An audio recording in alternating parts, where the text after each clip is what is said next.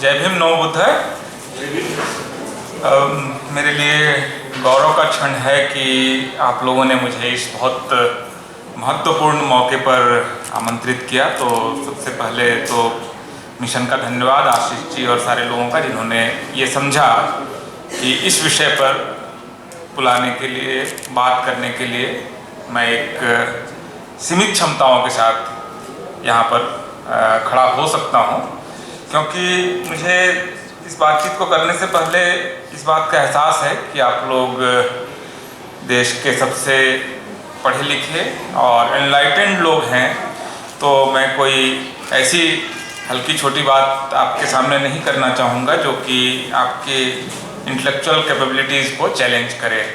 तो अपनी सारी बातचीत मैं कोशिश करूँगा कि फैक्ट्स के आसपास बिल्ड करूँ, और जहाँ पर अगर मैं कोई गलती करूँ तो कृपया उसको पॉइंट आउट भी करें।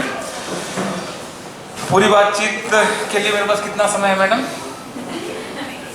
हाउ मच टाइम है? 1 hour, fine. So it's 12:22, so I will try to conclude within that time frame। तो बातचीत हो रही है बाबा साहब के जीवन की, उनके कृतित्व की, जो उन्होंने किया, और उसका असर आज हमारे जीवन में कितना है, और इसके साथ आने वाले समय में बाबा साहब की जो विचारधारा है, जो आइडियोलॉजी है, उसकी क्या ट्रेजेक्ट्री हो सकती है, उसकी क्या आइटनरी हो सकती है, उसकी क्या यात्रा हो सकती है, और बाबा साहब की विचारधारा यहाँ से कहाँ तक जा सकती है।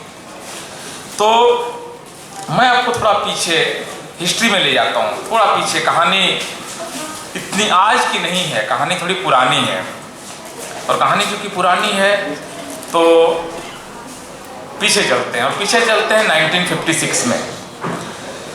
बाबा साहब का परिनिर्वाण होता है, और उस समय उसको लेकर एक शोक का माहौल होता है।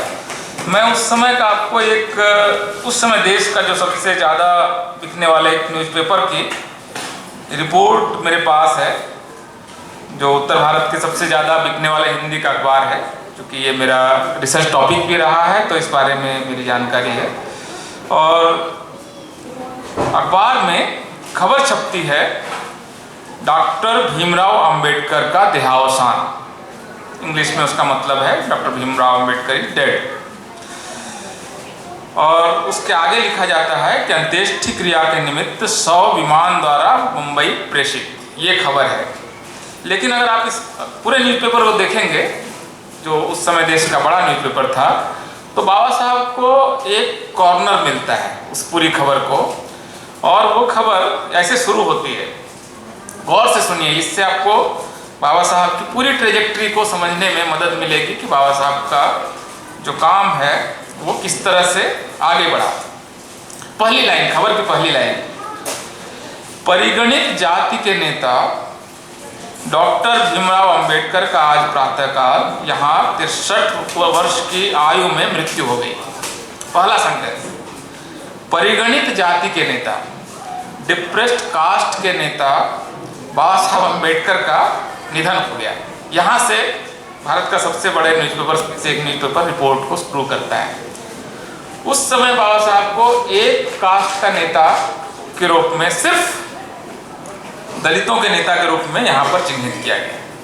किसी भी और नेता के निधन पर आप कल्पना कीजिए कि नेहरू का निधन हो और उनको कहा जाए कि ब्राह्मणों के नेता, या राजेंद्र प्रसाद का निधन हो तो कहा जाए कायस्थों के नेता। ऐसा तो नहीं होता है ना, ऐसा नहीं हुआ है, कभी नहीं हुआ है। बाबा साहब के निधन को एक प्रमुख अखबार और सारे ही अखबार शेड्यूल्ड कास्ट के नेता के तौर पर उनको चिन्हित करते हैं। इसके बाद खबर आगे जिस तरह से लिखी गई है वो ये है कि उन्होंने राज्यसभा की बैठक में भाग लिया। कल आधी रात को वे भले चंगे सोने गए थे, लेकिन आज प्रातःकाल जब उनके लिए चाय ले आई गई तो मरे पाए गए। इस तरह की लैंग्वेज भी आमतौर पर किसी बड़े नेता के निधन पर नहीं लिखी जाती। उसके बाद बाबा साहब की एक संक्षिप्त जीवनी लिखी गई, और संक्षिप्त जीवनी में सभी चीज़ों का जिक्र है। ये कहा गया है कि जब पूरे सारे नेता, जब गांधी जी, अंबेडकर जी नहीं लिखा गया है, गांधी जी नेहरू, पटेल और जिन्ना सरीखे बड़े नेता उस भारतीय उपमहाद्वीप के भविष्य का निर्माण कर रहे थे, तब बाबा साहब गोलमेज सम्मेलन में भाग लेने के लिए गए और देशवासियों के समक्ष काफी अप्रिय बन गए। मतलब उनका जो देश है वो एक अलग देश है, जहां के लोग नाराज हो गए कि बाबा साहब ने दलितों के हित के लिए काम किया, और ये न्यूज़पेपर पर लिख रहा है। इसके बाद उन्होंने कहा कि वो गांधी के साथ लड़ते रहे, गांधी के साथ नहीं उनकी पटी। जब 42 में गांधी जी ने भारत की स्वतंत्रता के लिए आंदोलन छेड़ा तो उन्होंने उन्हें जल्दबाज बूढ़ा कहा। फिर वो आगे उन्होंने लिखा है कि उन्होंने शूद्र कौन थे और भारत में जाति प्रथा आदि अनेक पुस्तकों की रचना की। हिंदू विधान में संशोधन करने के लिए उनका उत्साह इतना अधिक था कि हिंदू बिल के स्वीकृत होने में देर होते देखकर अधीर हो गए और इस प्रश्न पर मंत्रिपरिषद से इस्तीफा दे दिया। अभी इसमें बाबा साहब के नेशनल लीडर, या अब जो उनकी एक अंतर्राष्ट्रीय ख्याति है, दुनिया के जितने यूनिवर्सिटीज में उनके पुतले लगे हैं इस बीच में, और भारत में सबसे ज़्यादा पुतले जिसके तोड़े गए और सबसे ज़्यादा पुतले जिनके बनाए गए, वो बाबा साहब, जिनकी आज की तारीख में राष्ट्रीय और अंतर्राष्ट्रीय स्तर पर ये ख्याति है, उसके बारे में, उनके अच्छे कार्यों के बारे में 1956 में एक महत्वपूर्ण अखबार जिसकी लाखों लोग पढ़ते हैं, वो कोई लाइन नहीं लिखता है कि उन्होंने अच्छा क्या किया, ऐसा क्या किया जिसकी वजह से। तो आप देखिए 1956 से लेकर आज हम 2022 में हैं, बाबा साहब का काम समय के साथ ज़्यादा, उसका रंग जो है वो ज़्यादा अब गाढ़ा हो रहा है। पहले उनको वो स्थान नहीं मिल पाया था। बाबा साहब को राष्ट्रीय अंतर्राष्ट्रीय फलक पर अपनी हैसियत बनाने के लिए मरने के बाद भी संघर्ष करना पड़ा। मतलब 91 में जाकर बाबा साहब के जन्मदिन की छुट्टी घोषित होती है। बाबा साहब 90s में जाकर बाबा साहब की पहली फोटो पार्लियामेंट के अंदर लगती है। तो एक आदमी जीते जी संघर्ष कर रहा है, पढ़ने के लिए संघर्ष कर रहा है, अपने समाज के लिए संघर्ष कर रहा है, महिलाओं के लिए संघर्ष कर रहा है, और मरने के बाद भी वो संघर्ष पूरा नहीं होता है, वो संघर्ष कंटिन्यू करता है। और बाबा साहब की स्मृति, बाबा साहब की याद, बाबा साहब का काम जो कास्ट हेजेमोनिक स्ट्रक्चर है उससे वो टकराता रहता है, लगातार साबित करता है कि बाबा साहब सही थे, और इस साबित करने की उनकी लड़ाई जारी रहती है। और इस तरह से बाबा साहब इवॉल्व करते हैं। आप समझिए कि एक व्यक्ति जो उस समय संविधान सभा का सबसे ज़्यादा पढ़ा लिखा व्यक्ति था, जिसकी thesis London school of economics और कोलंबिया यूनिवर्सिटी में सेलिब्रेट की जाती है, जिनका काम इतना महत्वपूर्ण था, जिनकी स्कॉलरशिप इतनी इम्पॉर्टेंट थी कि संविधान सभा ने आम राय से उनको ड्राफ्टिंग कमेटी का न सिर्फ चेयरमैन बनाया, बल्कि उनको दायित्व दिया गया कि संविधान के ड्राफ्ट पर जितने ऑब्जेक्शन आएंगे उनका जवाब बाबा साहब देंगे। आप कॉन्स्टिट्यूएंट असेंबली की पूरी डिबेट इंटरनेट पर अवेलेबल है, आप देख सकते हैं कि सारे जब सवाल आते थे तो जवाब देने के लिए नेहरू या पटेल नहीं खड़े हो रहे थे, बाबा साहब हर सवालों का जवाब दे रहे थे। इवन कंक्लूडिंग स्पीच जो कॉन्स्टिट्यूएंट असेंबली के चेयरपर्सन होने के नाते डॉक्टर राजेंद्र प्रसाद को देनी चाहिए थी, वो स्पीच बाबा साहब को देने के लिए कहा गया। तो जिस आदमी का काम इतना इम्पोर्टेंट हो, जिनके काम की छाप इतनी बड़ी हो, जिनके काम की वजह से भारत में आज कम से कम 4 करोड़ का शेड्यूल कास्ट का मिडिल क्लास खड़ा हो गया हो, दुनिया में इतनी बड़ी क्रांति आमतौर पर नहीं हुई है जो 4 करोड़ लोगों के जीवन को प्रभावित करे। इतना बड़ा मिडिल क्लास जो आज अपने बच्चों को अच्छे स्कूल में पढ़ा रहा है, अच्छे कपड़े पहनता है, कार रखता है, ढंग से जी रहा है। बाबा साहब के काम की वजह से जो मिडिल क्लास दलितों का बना और गांव से जो शहर में आया, वो वापस गांव नहीं लौटा। उनमें सब लोगों ने अपने घर शहरों में बनाया। छोटी बात नहीं है ये कि अर्बनाइजेशन जैसे प्रोसेस को उन्होंने ट्रिगर किया। उन्होंने इंडियन डेमोक्रेसी जो अगर बाबा साहब नहीं होते तो कुछ कास्ट की डेमोक्रेसी होती, इसका उन्होंने नीचे तक विस्तार किया। मतलब इंडियन डेमोक्रेटिक अपसर्ज को उन्होंने एक्चुअली फैसिलिटेट किया और उसको स्थिरता दी। आप कल्पना कीजिए कि भारत की 20% SC/ST आबादी और OBC आबादी को अगर इस डेमोक्रेसी पर भरोसा नहीं होता तो भारत की डेमोक्रेसी नहीं चलती। वो चल इसलिए रही है भारत की डेमोक्रेसी। भारत में हर 5 साल बाद लोग भरोसे के साथ वोट डालने इसलिए जाते हैं कि बाबा साहब ने उन कम्युनिटीज़ के अंदर में जो डेमोक्रेसी के प्रति फेथ पैदा किया कि ये डेमोक्रेसी आपके लिए डिलीवर कर सकती है। इस काम का महत्व सिर्फ ऐसे व्यक्ति को सिर्फ परिगणित जातियों का नेता बताना मेरे ख्याल से एक अपराध है, एक क्रिमिनल एक्ट है कि बाबा साहब सिर्फ दलितों के नेता थे और ये इतने जिम्मेदार बड़े न्यूज़पेपर्स लिख रहे थे। आज भी बहुत सारे लोग कहते हैं कि दलितों के लिए काम किया है। जी नहीं, उन्होंने सिर्फ दलितों के लिए काम नहीं किया है, उन्होंने इंडियन डेमोक्रेसी की बुनियाद रखी। उनके रखे हुए फाउंडेशन के जो ईंट के पत्थर हैं उस पर इंडियन डेमोक्रेसी खड़ी। और इसके साथ ही वो सिर्फ डेमोक्रेटिक अपसर्ज को लीड नहीं कर रहे थे, डेमोक्रेसी के नीचे परकुलेट होने को लीड नहीं कर रहे थे, वो एजुकेशन और अटेनमेंट के मॉडल्स भी खड़े कर रहे थे। मैं आपको कुछ फैक्ट और फिगर्स देता हूँ, आप इसको देखिए और आपको समझ में आएगा कि बाबा साहब ने 1956 में जब बुद्धिज़्म लिया उसके बाद से भारत की लगभग 1% आबादी इसमें बुद्धिस्ट बनी। और मैं इंडियन सेंसस जो लास्ट हुआ है उसकी रिपोर्ट पढ़ रहा हूँ।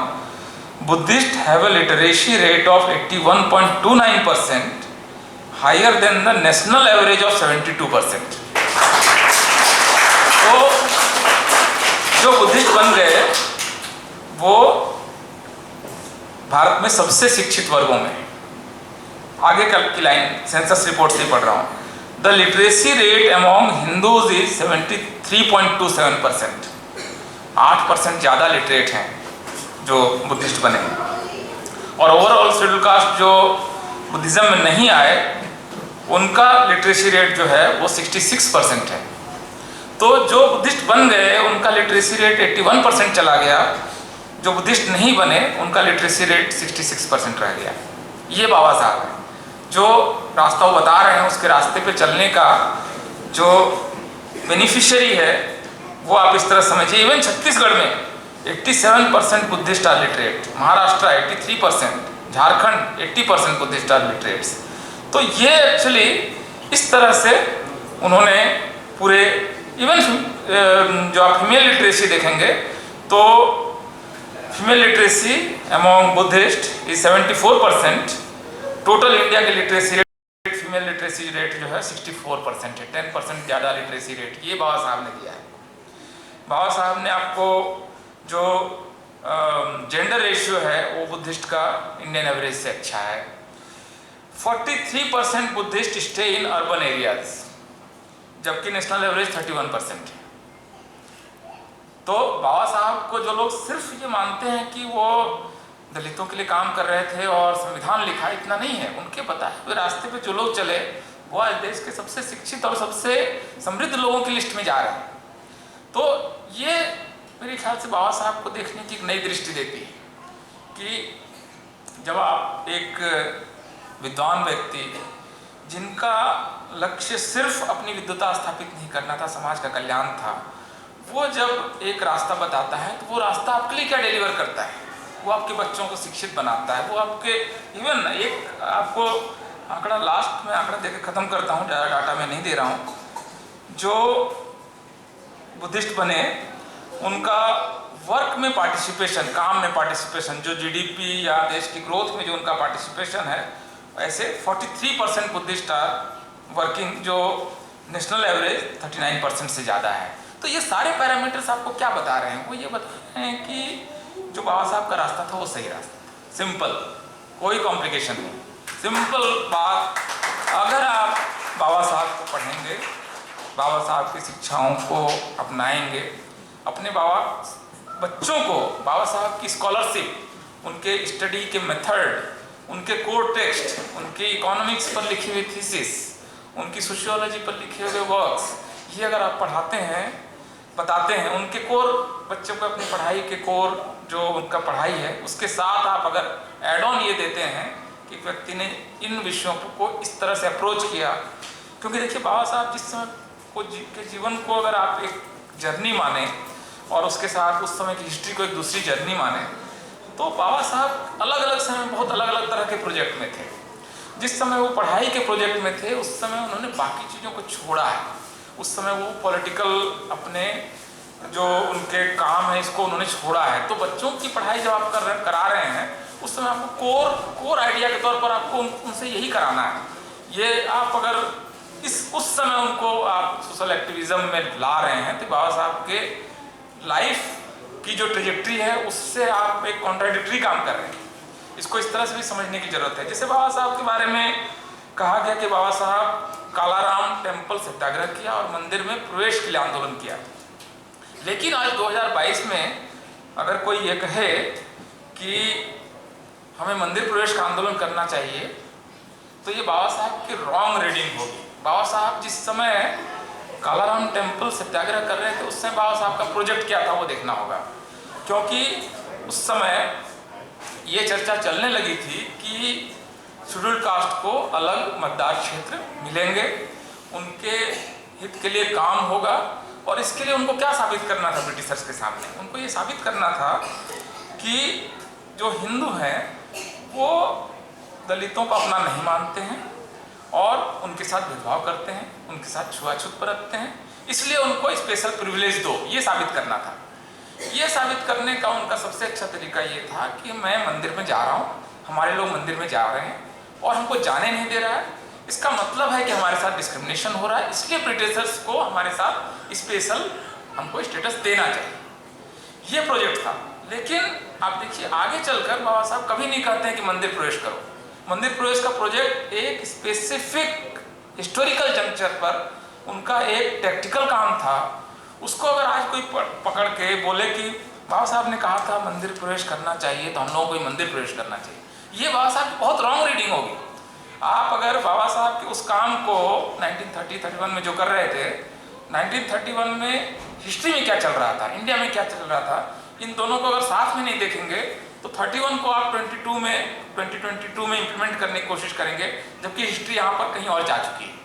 तो ये बिल्कुल रॉन्ग रीडिंग होगी। तो बाबा साहब के हर काम को आप उस समय के हिस्ट्री के इंटरसेक्शंस में देखिए कि इस समय वो क्या कर रहे थे। एक समय में वो कांग्रेस से लड़ भी रहे थे, अगले समय में उनको लगा कि कांग्रेस के साथ मिलकर इस समय भारतीय संविधान बनाने का मौका है, अपने लोगों को कुछ दिलाने का मौका है, तो उनके साथ मिलकर काम करते हैं। किसी समय वो लॉ मिनिस्ट्री में ज्वाइन भी करते हैं कांग्रेस के साथ। तो कांग्रेस के प्रति उनका जो टकराव है, जब वो लिखते हैं कि कांग्रेस ने अछूतों के साथ क्या किया और कांग्रेस को वो कल्प्रिट ठहराते हैं, लड़ते हैं कांग्रेस से, गांधी से, लेकिन वो कांग्रेस के साथ मिलकर काम भी करते हैं। तो ये फ्लेक्सिबिलिटी है उनके आइडिया और आइडियोलॉजी में। कोई वो फिक्स डॉगमा नहीं है कि बन गए तो रोज आरती उतारनी है, नहीं, किसी दिन करनी है, किसी दिन नहीं करनी है, किसी दिन कोई काम करना है, किसी दिन कोई काम नहीं करना है। ये एक प्रबुद्ध व्यक्ति का काम है, ये एक एनलाइटेंड व्यक्ति का काम ये नहीं है कि मैं, चूंकि आज से 10 साल पहले मेरे पास जूते नहीं थे तो मैं खाली पैर चल रहा था, तो इसलिए आज 20 साल बाद जब मेरे पास सबसे अच्छे जूते हैं तब भी मैं खाली पैर चलूंगा, क्योंकि 20 साल पहले मैं खाली पैर चल रहा था। ये बाबा साहब को समझने का बिल्कुल गलत तरीका है कोई। इसलिए बाबा साहब की कभी भी एक लाइन को उठाकर कि उन्होंने ये कहा था, बाबा साहब ने ये कहा था, बाबा साहब ने ये कहा था, आपको कभी भी उन बाबा साहब को सेंटेंसेज में मत पढ़िए। बाबा साहब को कम से कम फुल टेक्स्ट पढ़िए कि उसमें क्या लिखा था, फिर आप तुरंत एक दिमाग में बंद कीजिए कि उन्होंने ये चीज़ कब बोली थी, क्या चल रहा था, बाबा साहब क्या अचीव करने की कोशिश कर रहे थे, किस समय वो अंग्रेज से लड़ रहे थे, किस समय अंग्रेजों से वो अपने लोगों के लिए राइट्स लेने की कोशिश कर रहे थे, किस समय कांग्रेस से लड़ रहे थे, किस समय कांग्रेस से अपने लोगों के लिए, जब उनको लग गया कि सरकार तो कांग्रेस की ही बनेगी, उस समय कांग्रेस के साथ मिलकर काम करना उन्होंने स्वीकार किया।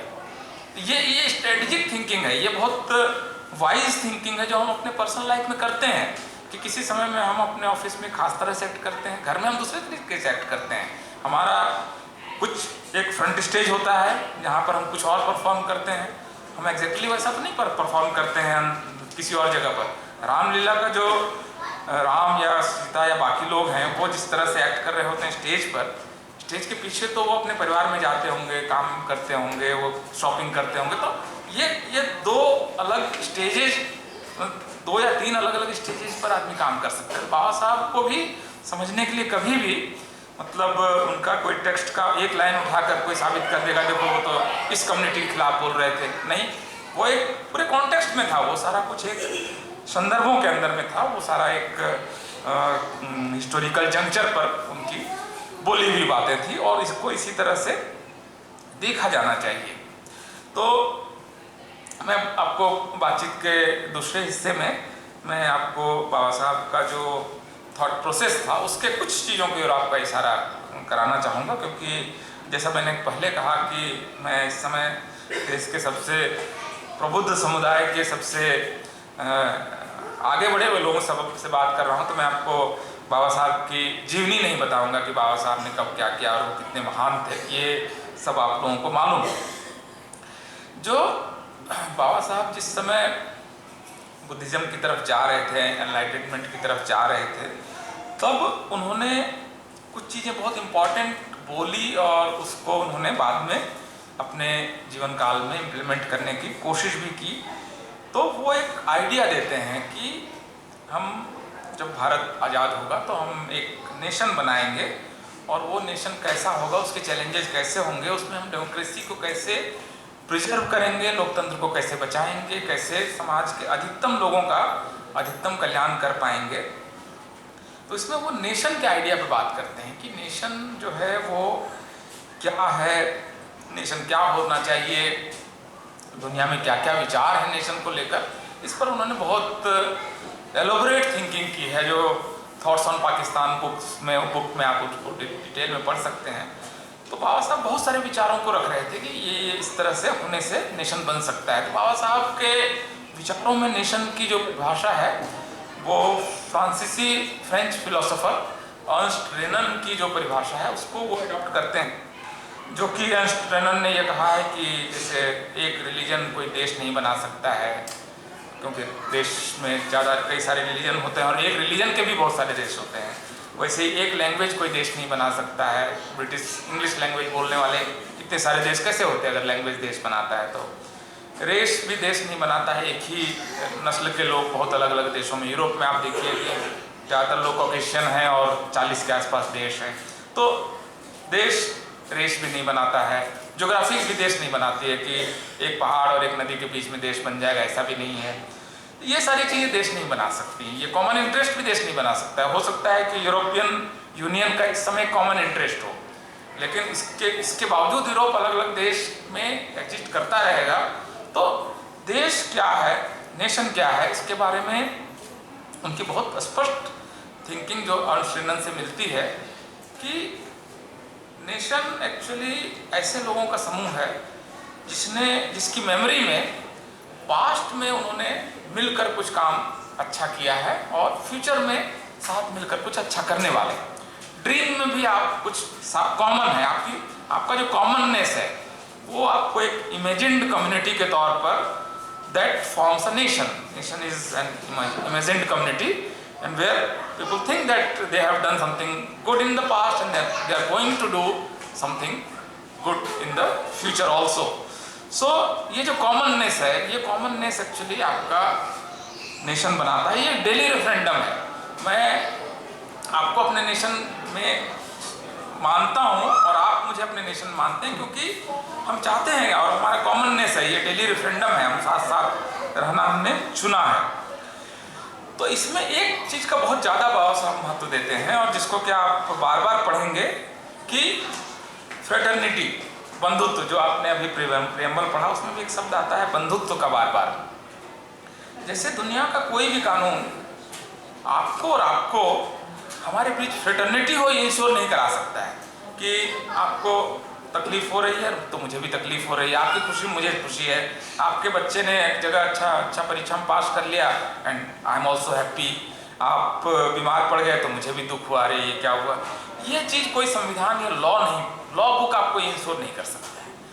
फ्रेटर्निटी जो है ये हमारे बीच की एक कॉमन बॉन्डिंग है जो होती है या नहीं होती है। जैसे कि आप हो सकता है कि दुनिया में किसी देश में किसी कम्युनिटी पर अत्याचार हो और आपको कोई दुख ना हो, ऐसा हो सकता है, लेकिन फिर आपकी फ्रेटर्निटी नहीं है। आपको मतलब तीन चीज़ें बहुत इंपॉर्टेंट हैं फ्रेटर्निटी के लिए, नेशन के लिए भी, कि शेयर्ड जॉय, मतलब साथ में खुश होना कि ये अब बुद्धिस्ट लोग अगर देश के सबसे शिक्षित समुदाय बन गए ये पढ़कर, ये सुनकर, ये सेंसस की रिपोर्ट पढ़कर बाकी कम्युनिटी को अगर खुशी नहीं हो रही है और उनको लग रहा है अच्छा इनके लोग सबसे ज़्यादा पढ़े लिखे हैं तो स्कूल में इनको रोकते हैं, अच्छा इनके रिजल्ट खराब कर देते हैं, जस्ट इमेजिन एक इमेजिनरी सिचुएशन, तो फिर आप एक नेशन नहीं है कि एक दूसरे समुदाय की खुशी आपकी खुशी नहीं है, आपका शेयर्ड जॉय नहीं है, शेयर्ड सौरो नहीं है कि आपको तकलीफ हो रही है, वहाँ पर कहीं पर सुनामी आ गई, बहुत सारे लोग मर गए, तमिलियंस हैं, तमिलियन का हुआ हमें क्या मतलब है, तमिल लोगों को तकलीफ हुई तो मेरा क्या, फिर भी आप नेशन नहीं है फिर। और अगर आपका शेयर ड्रीम नहीं है कि भाई ठीक है ये इतने सारे लोग हैं, अब तो भारत में सब लोग नागरिक हो गए हैं, अब कोई कहीं जाने वाला नहीं है, ये सबको मिलकर कुछ अच्छा करना है, तो साथ मिलकर कुछ अच्छा करना है, तो शेयर्ड सॉरो, शेयर्ड जॉय और शेयर्ड ड्रीम, ये तीन चीजें हैं, मतलब दुख, सुख और सपना। इसमें से सबसे इंपॉर्टेंट क्या है आप लोगों के हिसाब से, इसमें सबसे इंपॉर्टेंट चीज क्या है? मतलब अगर आप में से इसका जवाब कोई दे सके कि सुख, दुख और सपना, इनमें से शेयर्ड कौन सी चीज का होना सबसे इंपॉर्टेंट है? अंश ट्रेनन के हिसाब से सपना ज्यादातर लोग कर रहे हैं। अंश ट्रेनन के हिसाब से, जो बाबा साहब ने जिसकी डेफिनेशन स्वीकार की है, उसके हिसाब से साझा दुख सबसे इंपॉर्टेंट है।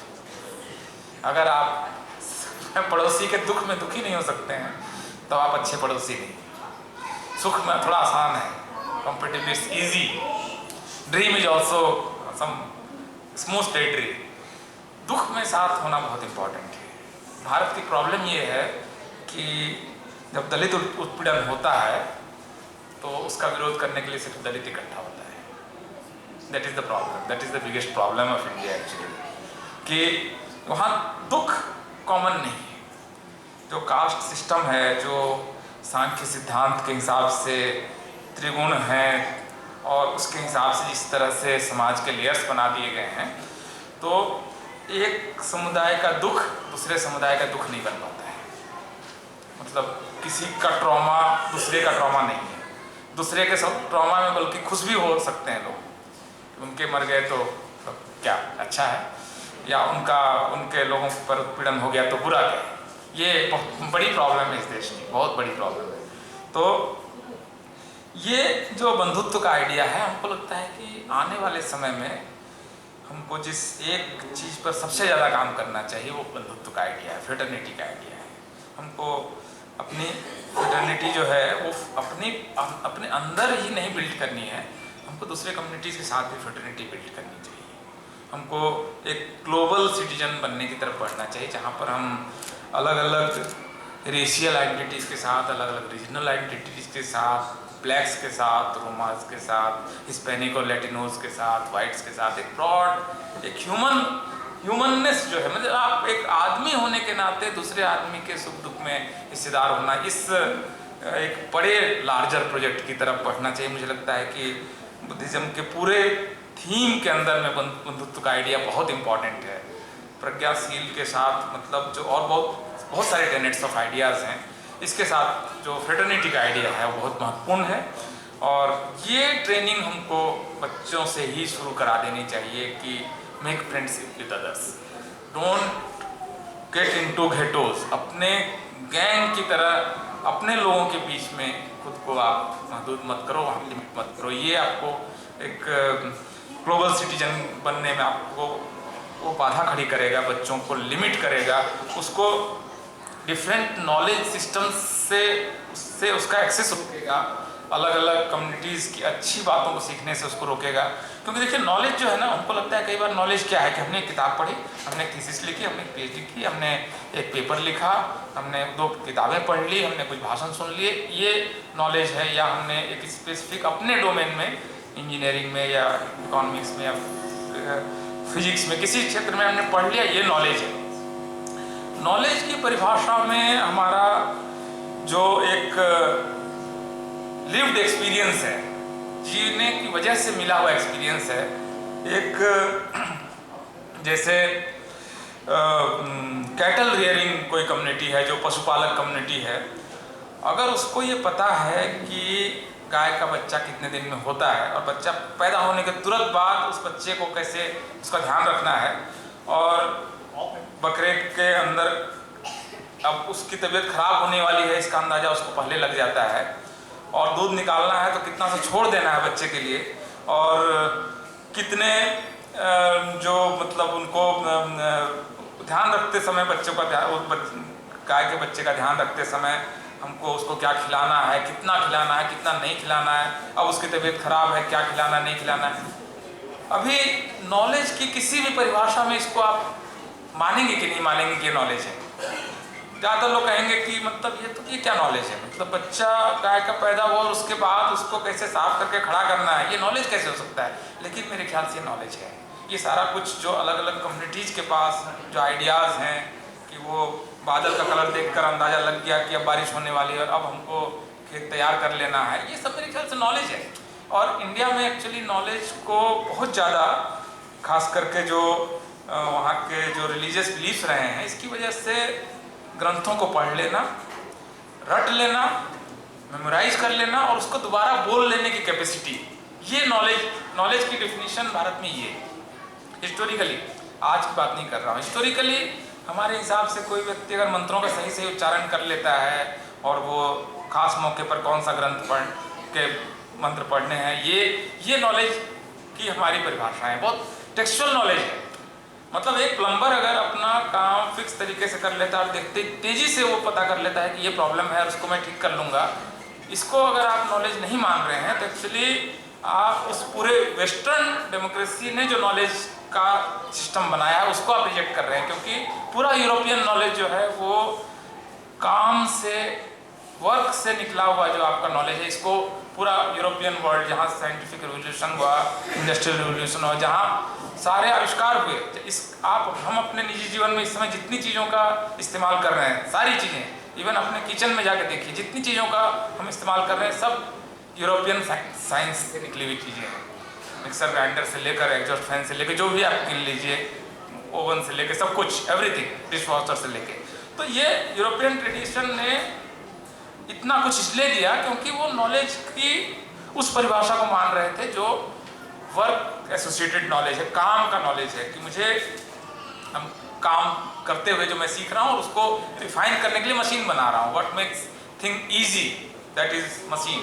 तो ये जो बाबा साहब की शिक्षाओं से मेरा टेक अवे ये है कि हमको असल में अपने आसपास के इन नॉलेज एक्सपीरियंसेस को अपने रिपोजिटरी का हिस्सा बनाते हुए आगे बढ़ना चाहिए। इसके लिए बंधुत्व का बहुत इंपॉर्टेंट, आपको इस तरह से अपने को आगे की तरफ चीज़ों को कंडक्ट करने की ज़रूरत है। और ख़ास करके इंडियन कॉन्टेक्स्ट में जो मुझे लगता है कि एक बाबा साहब का, जैसे मैंने आपको शुरुआत में ही बताया कि 1956 में बाबा साहब न्यूज़पेपर के कॉर्नर में थे, और आज बाबा साहब अगर न्यूज़पेपर के फ्रंट पेज हैं, बाबा साहब की जयंती पर कोई एक ऐसा आदमी नहीं है कि देश का कोई केंद्रीय मंत्री नहीं है जो बाबा साहब के जन्मदिन के दिन कोई सेलिब्रेशन में शामिल नहीं होता है। और वो हो सकता है कि आपके आइडिया को न मानने वाले लोग भी ये कर रहे हैं। इम्पॉर्टेंट ये नहीं है कि आपके आइडिया के लोग क्या कर रहे हैं या आपके कम्युनिटी के लोग क्या कर रहे हैं। बाबा साहब का जो यूनिवर्सलाइजेशन हुआ है, उनका जो पूरे समाज में छा जाना जो है, आज की तारीख में आप गांधी की बहुत कड़ी क्रिटिक करते हैं तो लोग स्वीकार कर लेते हैं, बाबा साहब की बहुत कड़ी क्रिटिक करते समय आपको बहुत सावधान रहना पड़ता है भारत में कि आप जो कह रहे हैं फैक्ट बेस्ड अगर नहीं है तो आपको क्रिटिक नहीं करनी चाहिए। मतलब बाबा साहब के बारे में हल्की बात अब नहीं कही जा सकती भारत में। ये जो उनका अचीवमेंट है वो इसलिए है क्योंकि वो बहुत साइंटिफिक टेम्पर के साथ चीज़ों को कर रहे थे, बहुत सोच समझ कर चीज़ों को, और उनके ध्यान में हमेशा ये था कि जो सबसे पीछे रह गया आदमी है उसका ध्यान रखा जाना चाहिए। और इन वजहों से, और फिर बहुत सारी चीज़ें वो वेस्टर्न ट्रेडिशन से ले रहे थे। नॉलेज जो उनका है वो डेवी के प्रैग्मेटिज्म से लेकर वो फ्रेंच रिवॉल्यूशन से लेकर सारे आइडियाज़ को ले रहे थे। और सबसे महत्वपूर्ण बात उसमें जो बाबा साहब ने अपने कंस्टिट्यूएंट असेंबली डिबेट में और बाद में भी कही है कि उनके हिसाब से जो सबसे इम्पॉर्टेंट 3 आइडियाज़ हैं, जो लिबर्टी का आइडिया है, इक्वलिटी का आइडिया है और फ्रेटर्निटी का आइडिया है, ये आइडिया लोगों ने आरोप लगाया कि ये तो आप फ्रेंच रिवॉल्यूशन से ले रहे हैं। ये नारा तो सबसे पहले फ्रेंच रिवॉल्यूशन में आया था। तो उन्होंने कहा नहीं, ये आइडिया मैं फ्रेंच रिवॉल्यूशन से नहीं ले रहा हूँ, पॉलिटिक्स से ले ही नहीं रहा हूँ, लॉ बुक से भी नहीं ले रहा हूँ, ये आइडिया मैं धम्म से ले रहा हूँ। धम्म से आइडिया मुझे मिला है, बुद्धिस्ट आइडियाज से मुझे ये मिला है। इवन कॉन्स्टिट्यूएंट असेंबली डिबेट में वो भी कह रहे हैं कि जो पार्लियामेंट काम करेगी, कमेटी सिस्टम, कोई मोशन रेज करेगा, उसका जो विरोध होगा, ये भी हमने बुद्धिस्ट संघा जिस तरह से काम करते, संघाराम के जिस तरह से फंक्शन करते थे, बुद्धिस्ट संघों में के अंदर जिस तरह से चर्चाएं होती थी, उसके अंदर ये कोरम का सिस्टम कि इतने लोग नहीं आएंगे तो मीटिंग नहीं होगी, क्वेश्चन कैसे रेज किए जाएंगे, उस पर डिबेट कैसे होगी। पार्लियामेंट में आज जो सिस्टम देख रहे हैं, ये सिस्टम बाबा साहब अपने कॉन्स्टिट्यूएंट असेंबली डिबेट के लास्ट स्पीच में बोलते हैं कि ये आइडियाज हमने फ्रेंच रिवॉल्यूशन से नहीं, किसी देश से नहीं, पॉलिटिक्स से नहीं, बुद्धिस्ट आइडियाज है कि सारे आइडियाज़ आएँ, सारे लोग एक दूसरे से चर्चा करें, उसके बाद जो बेस्ट आइडिया हो, जिसमें ज़्यादातर लोग सहमत हो, वो विन करे और वो उस आइडिया के तहत काम हो। तो बाबा साहब एक्चुअली बुद्धिज़्म की तरफ पीछे मुड़ के भी देखते हैं और बुद्धिज़्म को जहाँ पर है वहाँ से वो आगे ही बढ़ाते हैं। बाबा साहब का बुद्धिज़्म बहुत मायने में आपको बहुत सारे बुद्धिज़्म के और जो धाराएं हैं उससे अलग भी है। इसलिए बहुत जो आप कह रहे थे कि कुछ बुद्धिस्ट खुद जो आए थे, उनके कामकाज करने का तरीका, अमरीक सिंह साहब जो कह रहे थे कि उनके कामकाज करने का तरीका जो लगा वो हमें बुद्धिस्ट नहीं लगा। ये क्यों नहीं लगा जानते हैं? क्योंकि हम जिस बुद्धिज़्म की बात कर रहे हैं बाबा साहब का बुद्धिज़्म है। इसमें लिबर्टी, इसमें इक्वलिटी का जो तत्व है ये बहुत ज़्यादा है, बहुत इम्पॉर्टेंट है, बहुत ज़्यादा उस पर उन्होंने स्ट्रेस दिया है। बुद्धा एंड हिज धम्मा जिसमें उन्होंने अपने बुद्धिज़्म के बारे में बताया है, वो बुद्धिज़्म आपको 20th century and 21st century और इसके आगे के काम करने का बुद्धिज़्म है। इसको अगर आप पुराने टेक्स्ट से और बहुत सारे बुद्धिज़्म के अलग अलग धाराएं हैं उसके बुद्धिज़्म से इसमें फ़र्क भी है। उनके साथ मिलकर काम करना चाहिए, इसमें हमें कोई इतराज़ नहीं है, लेकिन बाबा साहब का बुद्धिज़्म जो है मॉडर्न बुद्धिज़्म है। मॉडर्न टाइम में आप उसको प्रैक्टिस करते हुए आपको अपने कामकाज में, प्रोफेशन में, एजुकेशन में बाधा नहीं आएगी। वो आपको कहीं आपको पीछे नहीं ले जाएगा, आपको कहीं पर भी वो आपको ऑब्स्ट्रक्शन नहीं बनेगा आपके ग्रोथ में, आपके कम्युनिटी के ग्रोथ में। तो इसलिए ये बहुत महत्वपूर्ण है। वही जो मैं बार बार कह रहा हूँ कि आप डॉगमा या फिक्स्ड आइडिया के तौर पर मत देखिए बाबा साहब को एक डायनेमिक आइडिया के तौर पर देखिए, ग्रो करते हुए आइडिया के तौर पर देखिए, एक आगे बढ़ते हुए आइडिया के तौर पर देखिए। और अगर बुद्धिस्ट आइडिया से आप ले रहे हैं तो बाबा साहब को कहीं पर अगर वो कहीं प्रॉब्लम है तो उसको क्वेश्चन करने का साहस भी हमारे अंदर होना चाहिए। क्योंकि बाबा साहब भी तो किसी चीज़ को क्वेश्चन कर रहे थे, उस समय के इस्टेब्लिश्ड आइडिया को क्वेश्चन करने का जोखिम वो ले रहे थे। तो बाबा साहब के आइडियाज़ पर भी अगर कोई क्वेश्चन होता है तो हमको सुनना चाहिए। हमको नहीं लगता है कि बहुत एजिटेटेड होने की वहाँ पर कोई ज़रूरत है। कंक्लूड करते हुए मैं जो चीज़ आपसे ये करने की कोशिश कर रहा हूँ कि इस समय जो पॉलिटिकल स्पेक्ट्रम है उसमें कई बार ये लग सकता है कि बाबा साहब के आइडिया पर काम करने वाले जो ऑर्गेनाइजेशंस हैं, जो समूह हैं, उनका जो एक पॉलिटिकल जैसे आपने जिक्र भी किया कि मान्यवर कांसीराम उस मूवमेंट को और एक नई ऊंचाई तक ले जा पाए, क्योंकि बाबा साहब पॉलिटिकली बहुत सक्सेसफुल मॉडल खड़ा करने का उनको टाइम नहीं मिला, क्योंकि 63 साल की उम्र में जब वो एक नया प्रयोग करने की कोशिश कर रहे थे। इनफैक्ट राम मनोहर लोहिया के साथ, सोशलिस्ट लोगों के साथ उनकी बातचीत शुरू भी हुई थी, तो उसको वो आगे ले जाते, उससे पहले वो नहीं रहे। तो वो शायद पॉलिटिकल कुछ एक्सपेरिमेंट करना चाहते थे, जिसके लिए उनके कन्वर्सेशन है, आप देखेंगे तो सोशलिस्टों के साथ वो लेटर्स भी लिख रहे हैं कि आपसे हमें मिलना है। लोहिया भी लेटर लिख रहे हैं कि आप दिल्ली आएँ तो मुझसे मिलें। फिर वो जब जाते हैं तो उस समय लोहिया उपस्थित नहीं है, तो वो बातचीत एक्चुअली नहीं हो पाई है।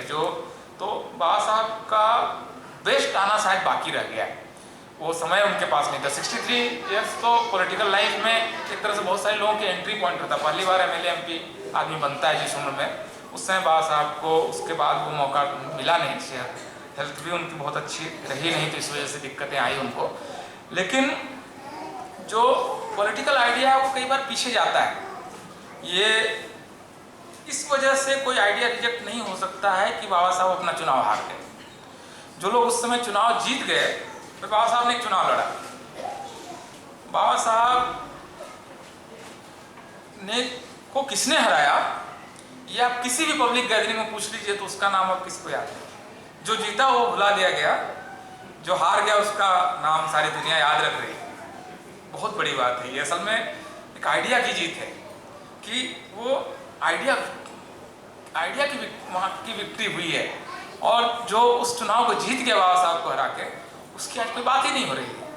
मतलब मुझे मालूम है इस हॉल में भी मैं पूछूं तो उसमें से दो चार लोगों के अलावा मुझे भी नहीं याद है। तो कौन बाबा साहब को हरा गया एक इलेक्शन में, ये उतना इम्पोर्टेंट नहीं है।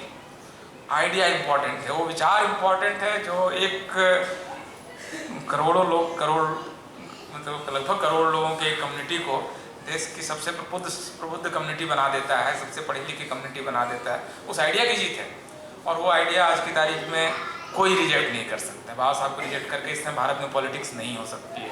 किसी में अब ये दम नहीं है जो ये कह सके कि बाबा साहब के जो आइडियाज़ थे कॉन्स्टिट्यूएंट असेंबली के, या हिंदू कोड बिल के, या लेबर रिफॉर्म के, या महिलाओं को अधिकार देने के, इवन माइनिंग डिपार्टमेंट जब उनके पास था तो माइन के अंदर कौन जाएगा कौन नहीं जाएगा, कितने घंटे काम होंगे, इन सब सारे रिफॉर्म्स, इवन जो भारत में हाइडल पावर को लेकर उनकी रिपोर्ट है, या उनकी वो रिपोर्ट जिसके बेसिस पर रिजर्व बैंक ऑफ इंडिया की स्थापना होती है, ये सारे काम वो इतने बड़े हैं और इतना उसका ब्रॉड उसका फ्रेम है कि आज की तारीख में बाबा साहब को रिजेक्ट कर पाना अब संभव नहीं है। वो एक इस्टेब्लिश्ड फैक्ट के तौर पर पब्लिक लाइफ में अब वो एग्जिस्ट करते हैं। जो आगे का टास्क है वो मुझे लगता है कि बहुत टू फोल्ड है। एक तो कि बाबा साहब को नए सिरे से, बिल्कुल नए ढंग से, खास करके उनकी इकोनॉमिक्स के आइडियाज़ को, उनके जो साइंस रिलेटेड उनकी राइटिंग्स हैं, उनके जेंडर इश्यूज़ पर, फेमिनिज्म को लेकर, महिलाओं को लेकर जो उनकी राइटिंग्स हैं, इन सबको नए ढंग से पढ़ना चाहिए, और लाइब्रेरीज में उस तरह की जो राइटिंग्स हैं उनको देखा जाना चाहिए। बाबा साहब की जो अलग अलग स्पीच में उन पर जो किताबें लिखी गई है उसको भी देखा जाना चाहिए। खास करके जो वेस्टर्न स्कॉलर्स इस समय बाबा साहब पर नए ढंग से काम कर रहे हैं। अमेरिकन स्कॉलर्स ने बाबा साहब पर बहुत ज़्यादा स्पीच में लिखा है, उनकी बहुत ज़्यादा दिलचस्पी स्पीच में बढ़ी है। जैसे गेल ऑम्बेट ने बाबा साहब के राइटिंग्स पर बेहिसाब लिखा है, काफ़ी लिखा है, जो अमेरिका की बहुत इम्पॉर्टेंट सोशियोलॉजिस्ट रही हैं। उनका एक बहुत इम्पॉर्टेंट काम बाबा साहब पर है। अभी एक किताब इजाबेल विल्किंसन, जिनको पुलिट्जर अवार्ड दुनिया के सबसे बड़े अवार्ड्स में है वो मिला है, इजाबेल विल्किंसन ने कास्ट पर एक बुक लिखी है, और कास्ट पर जो उन्होंने किताब लिखी है, caste the origins of our discontents, उसमें बाबा साहब को लेकर उन्होंने काफ़ी कुछ लिखा है। और उनकी बुक पर बाबा साहब को लेकर वहाँ की बहुत फेमस और बड़ी पॉपुलर फिल्म मेकर डायरेक्टर है आवा डुवर्नी, वो फिल्म भी बना रही हैं। तो बाबा साहब का यहाँ से असल में एक 2022 तक की एक जर्नी है। मेरे ख्याल से यहाँ से अब बाबा साहब का इंटरनेशनलाइजेशन शुरू होगा। अभी तक वो 56 से लेकर 2020 तक का फेज, एक तरह से अगर माने 2022 तक का फेज कि वो नेशनल बने हैं, यहाँ से अब बाबा साहब को लेकर कई यूनिवर्सिटीज़ में इस समय बाबा साहब को लेकर स्टडीज शुरू हो गई हैं, और ग्लोबली लोग उनको अपने देश की प्रॉब्लम्स के लिए भी उनकी तरफ देख रहे हैं, और ख़ास करके एशिया के प्रॉब्लम्स के लिए तो उनको देख ही रहे हैं। तो हमको भी उस काम को करना चाहिए, और बिल्कुल सिर्फ स्लोगन्स और तक उनको लिमिट नहीं करना चाहिए। तो एक तो पहला टास्क ये है।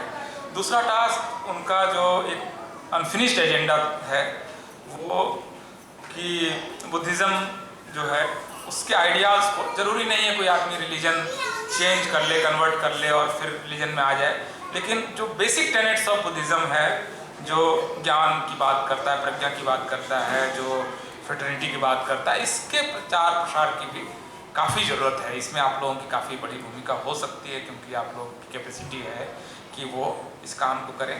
तीसरा एक बहुत इम्पॉर्टेंट प्रोजेक्ट मुझे लगता है कि ज्ञान का इस समय, नॉलेज का और एजुकेशन का बहुत तेज़ी से इंटरनेशनलाइजेशन हो रहा है, और भारत से पिछले 3-4 साल से खास करके शेड्यूल्ड कास्ट के काफ़ी संख्या में स्टूडेंट्स यूरोपियन और अमेरिकन ज़्यादा अमेरिकन यूनिवर्सिटीज़ में जा रहे हैं।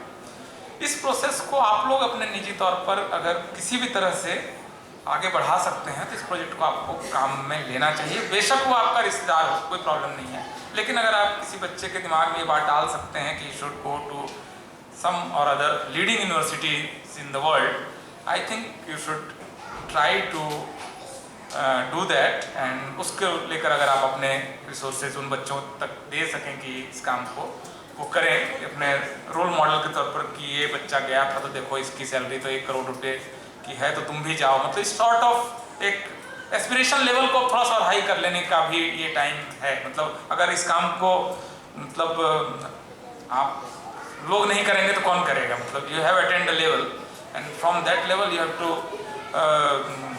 Trade new path actually. So I think that is the thing. क्योंकि असल में देखिए ये काम क्यों होगा इसका आपको मैं थोड़ा सा कारण बता देता हूँ कि ग्लोबल एजुकेशन में जो भारत के न्यू बुद्धिस्ट, जिसको लोग दलित बोलते हैं, शेड्यूल कास्ट बोलते हैं, कोई भी नोमेनक्लेचर ले लीजिए, उनके लिए अपॉर्चुनिटीज़ का एक नया पाथ खुल रहा है। और क्यों खुल रहा है? क्योंकि इंडिया का जो नॉलेज था, जो खास करके अमेरिका और यूरोप जा रहा था, इसमें इन सोशल क्लासेस की हिस्सेदारी काफ़ी कम थी। अगर आप 80s को एक डिपार्चर पॉइंट माने कि 80s के बाद से पिछले 40 साल में काफ़ी बड़ी संख्या में लोग इंडिया से गए हैं, तो उसमें जो शेड्यूल कास्ट के लोग हैं या इवन ओबीसी या शेड्यूल ट्राइब के लोग हैं, इनकी संख्या कम रही है। जब उन्होंने यूएस ने अपने यूनिवर्सिटीज़ में डाइवर्सिटी लाना शुरू किया कि अलग अलग सोशल ग्रुप्स के लोगों को हम अपने यहाँ लाएंगे ताकि नॉलेज के अलग अलग डोमेन्स से हमको नॉलेज मिले, तो इंडियंस की तरफ या साउथ एशियंस की तरफ जब देखा उन्होंने, तो यहाँ से जो टैलेंट वहाँ जाने के लिए अवेलेबल था, वो talent upper strata of the society से ही था। तो वो लोग ज़्यादा गए, बहुत बड़ी संख्या में गए, और ऐसा हुआ कि 92 to 93% इसी अपर स्ट्राटा से लोग इंडिया से यूएस या यूरोपियन यूनिवर्सिटीज़ में गए। यही आप अगर देखेंगे तो आप किसी भी शहर में जाएं, वहाँ तो आपको ये दिख जाएगा। आपको इवन मतलब किसी भी अमेरिकन सिटी में जाएंगे तो इंडियन कम्युनिटी को देखेंगे तो वो इंडिया के अपर स्ट्राटा से आई हुई कम्युनिटीज़ हैं वो। अब जाकर यूएस के यूनिवर्सिटीज़ को इस बात का एहसास हुआ है कि उनसे गलती हुई है। उन्होंने इंडियन या साउथ एशियन टैलेंट के नाम पर वहाँ के एक कम्युनिटीज़ का टैलेंट लिया है, तो वो उस डाइवर्सिटी का उनको नॉलेज में फ़ायदा नहीं हो रहा है जो डिफरेंट कम्युनिटीज़ आने से हो सकता है। और अब वहाँ पर जो सबसे बड़ी यूनिवर्सिटी है यूएस की, यूनिवर्सिटी ऑफ कैलिफोर्निया, उसका जो university of California state university सबसे बड़ी है, उसने कास्ट को एक कैटेगरी के तौर पर मान्यता दी है। हार्वर्ड ने इसकी मान्यता दी, ब्रैंडिस यूनिवर्सिटी ने इसकी मान्यता दे दी, कॉल्बी कॉलेज ने इसकी मान्यता दे दी। बड़ी बड़ी यूनिवर्सिटीज वहाँ की जो है वो कास्ट को एक फैक्टर के तौर पर अपने कामकाज में और डिस्क्रिमिनेशन न हो उसके फैक्टर के रूप में, पहले वो रेस जेंडर इसको ज़्यादा वो देते थे, या फिजिकल चैलेंज होना, इसको वो फैक्टर करते थे अपने पॉलिसीज़ में। अब वो कास्ट को एक फैक्टर के तौर पर उन्होंने स्वीकार किया है कि कास्ट के लेवल पर भी डिस्क्रिमिनेशन हो सकता है, कास्ट के लेवल पर भी किसी को रोका जा सकता है, कास्ट के लेवल पर किसी को एकेडमिक्स में पीछे धकेला जा सकता है। Caste they have recognized. Now this is an opportunity. ये अपॉर्चुनिटी है अपने लोगों के लिए कि वो अपनी आइडेंटिटी के साथ अगर वहाँ जाते हैं और वो बताते हैं कि हम आपको इंडिया का वो नॉलेज अपने एक्सपीरियंसेस की वजह से मिला हुआ वो नॉलेज आपको ऑफर करेंगे जो बाकी और लोग नहीं दे सकते हैं। वो सोशल लेंस हमारे पास है, जिस लेंस से हम देख सकते हैं उस लेंस से ऊपर बैठा हुआ आदमी नहीं देख सकता। नीचे से आप देख रहे हैं तो ये दुनिया अलग लग रही है, वहाँ से देखेंगे तो आपका व्यू पॉइंट अलग हो जाता है। तो Indians from those discriminated communities can provide an unique lens to see how Indian society functions। अगर यूएस को ये जानना है कि इंडियन सोसाइटी कैसे फंक्शन करती है तो इसके जानने का अभी तक उनके पास एक ही लेंस था जो ऊपर से नीचे देख रहा था, क्योंकि ऊपर की कम्युनिटीज के लोग थे। अब आपके पास एक लेंस हम आपको प्रोवाइड कर रहे हैं जिससे कि आप नीचे से उस सोसाइटी को देखें, तो we can provide them new epistemological knowledge which they can use to understand Asia better। So हम ये चीज़ प्रोवाइड कर सकते हैं। दूसरी चीज़ ये हुई है कि कास्ट को लेकर यूएस के अंदर में कुछ नई बड़ी बड़ी कंट्रोवर्सीज हुई हैं, खास करके सिस्को में कास्ट डिस्क्रिमिनेशन का एक केस आया है। गूगल में कास्ट के बेसिस पर एक लेक्चर होने जा रहा था और गूगल के जो इंडियंस थे उन्होंने कहा कि इससे हेट्रेड फैल जाएगा, उन्होंने होने नहीं दिया। तेनमोजी सुंदराजन का स्पीच जो गूगल पे होने वाला था वो नहीं हुआ। वहाँ पर टेम्पल कंस्ट्रक्शन में जो दलित मजदूर लेके जाए गए थे उनके डिस्क्रिमिनेशन का क्वेश्चन है। तो यूएस में कास्ट को लेकर बहुत सारी चीज़ें स्पीच में हुई हैं, बहुत सारे डिस्क्रिमिनेशन के इंस्टांसेस हुए हैं, जिसकी वजह से भी उनकी अवेयरनेस बढ़ गई है। अभी तक उनको लग रहा था कि जो साउथ एशियन है वो बेचारे इतने साल का कॉलोनियलिज्म था, इतने साल तक अंग्रेजों के गुलाम रहे, बेचारे बड़े पीड़ित थे, तो हम इंडियंस को मौका देंगे। इंडियंस को मौका देने के नाम पर उन्होंने इंडिया में जो डिस्क्रिमिनेशन करते हैं उनको मौका दे दिया। आप समझ रहे हैं इस बात को कि उनका ये आइडिया है कि सारे ऑप्रेस्ड कम्युनिटीज़ को यूएस में मौका मिलना चाहिए, ये कोर आइडिया अगर उनका डाइवर्सिटी का है। तो इसके नाते वो ब्लैक्स को मौका देते हैं, हिस्पैनिक्स को मौका देते हैं, साउथ एशियंस को भी उन्होंने मौका दिया कि ये कॉलोनियलिज्म की वजह से, अंग्रेजों के गुलाम होने की वजह से बहुत उत्पीड़न हुआ, पीछे रह गया ये इलाका, तो यहाँ के लोगों को मौका देंगे। लेकिन यहाँ के लोगों को जब वो मौका देने निकले तो यहाँ के ऑप्रेस्ड कम्युनिटीज़ को मौका दे गए। ये चीज़ अब इसमें वो रेक्टिफिकेशन कर रहे हैं, इसको वो अब समझ रहे हैं कि ये प्रॉब्लम है और इसको एड्रेस करना है। तो इस वजह से भी ये दूसरा वजह है। पहली वजह तो ये है कि वो उनके पूरे जो नया उनको आइडिया ऑफ डाइवर्सिटी है वो चेंज हुआ। दूसरा कि वो नए नए नॉलेज डोमेन से नॉलेज लेना चाहते हैं। और तीसरी चीज़ जो हुई है वो कि कास्ट को लेकर राइटिंग्स भी बहुत ज़्यादा वहाँ शुरू हो गई। वहाँ के कुछ सबसे बड़े स्कॉलर, जिसमें एक का नाम मैंने आपको लिया कि इजाबेल विल्किंसन, जिन्होंने अपनी किताब लिखी है caste the origins of our discontent, उसको मंगा के आपको पढ़ना चाहिए। बहुत अमेजन वगैरह सब जगह अवेलेबल है, caste the origin of our discontent. या वहाँ पर जैसे बहुत फेमस प्रोफेसर हैं कॉर्नेल वेस्ट, वो वहाँ इनफैक्ट प्रेसिडेंट बनने की दौड़ में भी वो एक समय शामिल माने गए थे। तो कॉर्नेल वेस्ट ने बाबा साहब पर एक बहुत अच्छा स्पीच दिया है और वो उन्होंने कहा है कि ग्लोबली जो सबसे अच्छे स्कॉलर्स हैं, सबसे बड़े विद्वानों में मैं बाबा साहब को मानता हूँ। कॉर्नेल वेस्ट ही कास्ट को एक इम्पॉर्टेंट फैक्टर मानते हैं, कास्ट डिस्क्रिमिनेशन को फैक्टर मानते हैं। तो काफ़ी लोग वहाँ पर ऑलरेडी उस पर काम कर रहे हैं। ऑड्रेट टस्के है, एक यूनिवर्सिटी है न्यूयॉर्क के नाम अभी मैं भूल रहा हूँ। तो कई सारे लोग वहाँ पर इस पर काम कर रहे हैं, इसकी वजह से वहाँ अवेयरनेस बढ़ी है। तो ये हमारे लिए एक अपॉर्चुनिटी है। मेरे ख्याल से जो हमारी बस 2090s 2000 2008 9 10 में छूट गई थी, वो बस एक बार फिर से लौट कर हमारे पास से निकलेगी। इस बस में हम लोगों को सवार हो जाना चाहिए, इस बार बस छूटनी नहीं चाहिए। तो बच्चों को उसके लिए तैयार कीजिए कि, और इनफैक्ट अपने और रिलेटिव्स जो आपके इंडिया में उनको बताइए कि इस काम को आपको करना चाहिए। बहुत सारी स्कॉलरशिप्स हैं महाराष्ट्र में, मेरे ख्याल से 500 के आसपास स्कॉलरशिप है ओवरसीज में पढ़ने के लिए। इंडिया गवर्नमेंट भी स्कॉलरशिप देती है, बाकी नंबर कम है। तमिलनाडु गवर्नमेंट 500 दे रही है स्कॉलरशिप। तो कई सारे स्टेट जो हैं उस शेड्यूल कास्ट शेड्यूल ट्राइब के स्टूडेंट्स को फॉरेन में पढ़ने के लिए पूरी पढ़ाई का सारा खर्चा उठा रही है।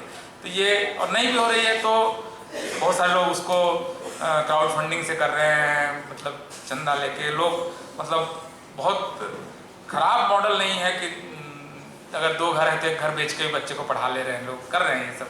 सो मेरे ख्याल से इसको थोड़ा सा मोमेंटम और देने की ज़रूरत है।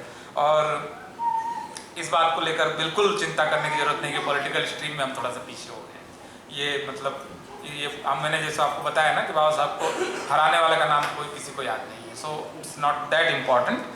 और आप लोग अच्छा कर रहे हैं, मतलब जो अम्बेडकर इंटरनेशनल मिशन का काम है इसकी काफ़ी तारीफ है इंडिया में, और लोग उसको लेकर एक मॉडल के तौर पर, एक इंस्टीट्यूशन आमतौर पर बनते बिगड़ते हैं।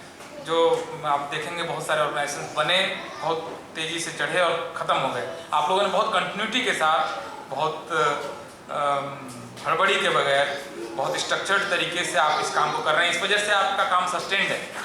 वरना मतलब मुझे लगता है कि 100 ऑर्गेनाइजेशन बनते हैं तो 80 ऑर्गेनाइजेशन पहले साल ख़त्म नहीं कर पाते हैं।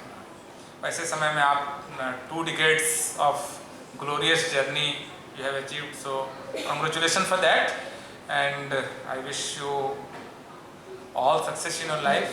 स्वस्थ रहिए और खुश रहिए और बच्चों का खूब सारा ध्यान रखिए और उनको खूब पढ़ाइए। Thank you so much. जय हिंद।